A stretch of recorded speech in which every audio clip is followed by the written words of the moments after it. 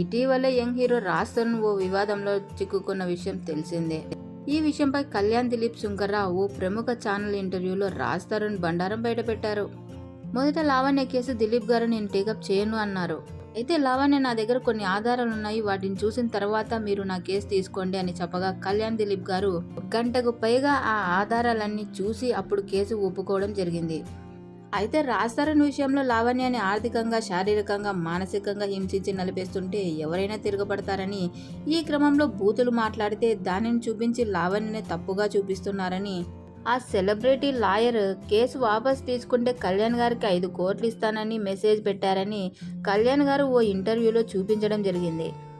ముంబై నుండి మేము మాల్వి మల్హోత్రా మనుషులమంటూ బెదిరింపు కాల్స్ కూడా వచ్చాయని కళ్యాణ్ గారు తెలిపారు. నీ విక్టింగ్ కార్డు ఎండ్ అయిపోయిందంటూ ఒక లాయర్ కళ్యాణ్ గారికి మెసేజ్ చేశాడంటూ ఇంటర్వ్యూలో తెలిపారు.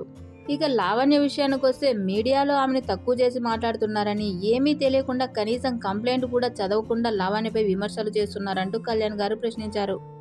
లావణ్య తన మెయింటెనెన్స్ కోసం తన గోల్డ్ కూడా అమ్ముకున్నానని చెప్పుకొచ్చింది.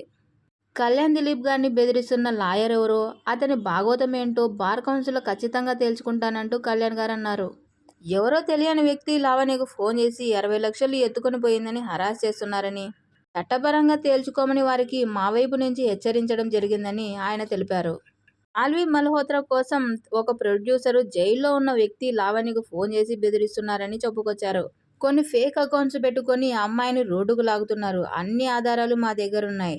172 ఆధారాలు లావణ్య పోలీసులకు సబ్మిట్ చేయడం జరిగింది అంటూ కళ్యాణ్ గారు ఇంటర్వ్యూలో పేర్కొన్నారు.